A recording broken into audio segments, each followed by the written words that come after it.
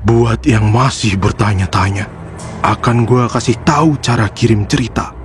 Tuliskan cerita kalian dan kirim ke email kita. Kalau sudah, tunggulah balasan dari kami.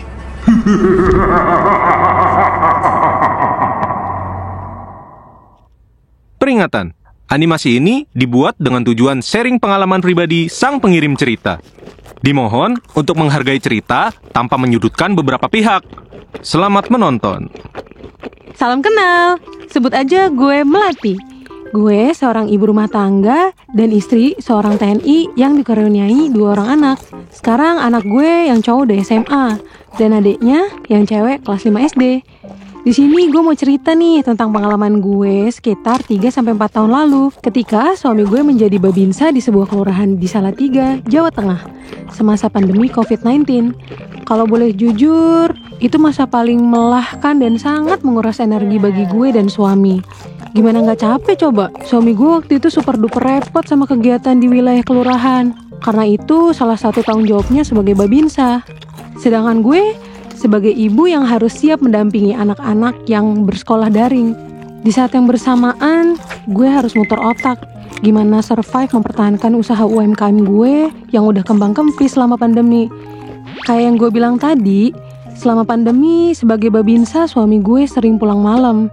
Bahkan kadang-kadang pulangnya sampai menjelang subuh. Dari ngurus laporan terkait warga yang kena COVID, sampai ngurusin penyaluran bantuan buat warga-warga yang dikarantina di rumah. Nah, akhirnya gue punya kebiasaan nih kalau suami pulang larut. Gue sama anak-anak biasanya tidur bareng di depan TV, ngegelar karpet gitu yang tebel sambil nunggu suami pulang. Kalau suami udah sampai rumah, biasanya anak-anak pindah tidurnya ke kamar masing-masing. Atau suami ikut nimbrung tidur depan TV. Kami jadi tidur berempat kalau anak-anak malas beranjak. Kayak cakwe berjajaran gitu deh. Suatu malam, tepatnya pukul 9 malam nih, gue sama anak-anak itu mulai beberes buat tidur di depan TV. Karena malam itu suami bakal pulang larut. Pas banget, waktu itu lagi hujan deras, anginnya kencang gak karuan. Sesekali petirnya menggelegar, saking gedenya, seolah nembus tembok gitu. Pernah kan kalian kayak gue? Tapi ya namanya ngantuk mah ngantuk aja ya. Gue sama anak-anak pun akhirnya terlelap tidur. Di tengah derasnya air hujan, entah kenapa tiba-tiba gue kebangun jam 2 malam. Di sela-sela rintik hujan, gue denger pintu rumah tuh diketuk dari luar. Dok, dok, dok. Wah, apaan tuh ya? Mata gue masih berat lagi. Dan ketukan pintu itu terdengar lagi. Dok, dok, dok. Belum sempet beranjak dari depan TV, akhirnya pintu kebuka. Kebetulan pintu rumah itu sliding door, jadi berisik kalau buka tutup. Wah, sambil masih nahan ngantuk, namun dalam kondisi sadar, tetap di posisi masih rebahan. Terus ngelihat samar-samar bayangan suami ngelewatin tempat kami tidur. Gue sengaja pura-pura tidur, biar suami gue nyangkanya gue tuh gak kebangun pas dia datang, supaya gue bisa isengin suami gue nanti. Kebetulan kedua kucing gue tuh ikut kebangun juga, tapi ya gue cuek aja. Bayangan suami gue tuh pakai jaket hitam. Gue pikir masuk jalan menuju kamar mandi buat bersih-bersih seperti biasa. Ya cuci kaki, cuci muka, ganti baju, dan biasanya baru tidur. Tapi anehnya gue dengar suara berisik banget dari kamar mandi. Gue dengar biur, biar, biur. Kenceng banget suara airnya, kayak diguyur 2 kali. Tapi gue ngerasa kayak ini bukan guyuran dari gayung deh. Soalnya kenceng banget cuy. Seolah-olah mandi pakai ember.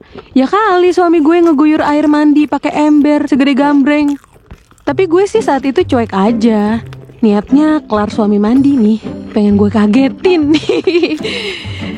Gue duduk dulu di sebelah kamar mandi. FYI, antara TV dan karpet tempat kami tidur, memang ada space jalan dari ruang tamu menuju ruang tengah, dapur, dan kamar mandi.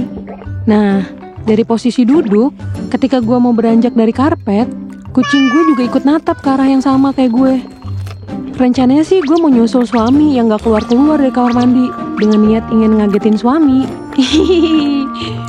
Tiba-tiba terdengar suara motor parkir di depan rumah. Gue heran, lah apa itu? Jam segini orang gila mana yang mau bertamu ke rumah gue?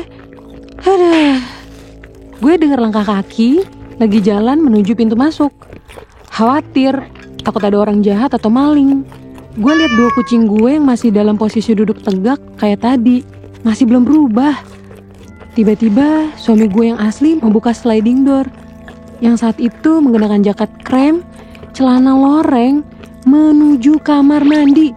Loh, ini suami gue. Loh, yang tadi, loh. Terus yang tadi masuk ke kamar mandi siapa dong? Akhirnya suami gue nyusul tidur di karpet. Bentar. Terus gue ceritain deh tuh apa yang gue alami barusan. Suami gue cuma ngerespon santai. Dia bilang, udah gak apa-apa, itu cuma ingin berteduh dan mungkin mau jagain kamu. Dan gue langsung merinding sendiri antara emosi jiwa dan berpikir positif. Mungkin itu reaksi suami biar gue gak takut kali ya. Secara seringkali gue ditinggal pergi karena dinas. Kalau gue ketakutan justru bisa paranoid sendiri. Karena kelelahan, suami gue tuh tertidur. Dan begitu pun gue tertidur dalam kondisi penasaran tentang apa yang terjadi barusan. Besoknya, dapur kami yang depan kamar mandi itu banjir woy, genangan air di mana-mana. Ternyata yang gue dengar biur semalam yaitu ulah si suami gadungan. Mana semalam bikin gue merinding, paginya malah bikin emosi gue. Nambah-nambah kerjaan aja. Kan harus jadi ekstra ngepel kalau kayak gini mah. Setelah diingat-ingat lagi nih, jaket hitam suami kan resletingnya jebol, belum bisa dipakai. Iseng-iseng gue lihat kalender, ternyata hari itu Jumat Kliwon. Berarti semalam malam Jumat Kliwon. Serem. Dari pengalaman itu, gue minta suami buat usahain pulang sebelum terlalu larut. Seenggaknya kalau hari Kamis jangan pulang malam gitu. Sampai sekarang kalau suami piket atau gak pulang karena dinas, gue selalu ajak anak perempuan gue tidur dengan gue nih. Gue cuma mikir, ya kalau itu suami gadungan cuma masuk rumah dan pergi, ya gak apa-apa. Lah kalau sampai minta jatah gimana? Tanpa gue sadari, kan jadi berabe ya. Duh, naujubillah deh amit-amit. Saran gue nih, jangan lupa berdoa dan saling berkabar sama suami atau keluarga kalian. Misal mau pulang atau lagi perjalanan pulang ke rumah, biar sama-sama tahu, sama-sama merasa tenang karena kita nggak tahu siapa yang ada di balik pintu itu.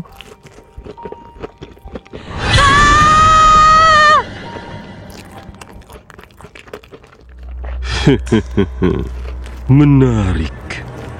Jadi, apakah kalian yakin sedang menonton ini sendirian?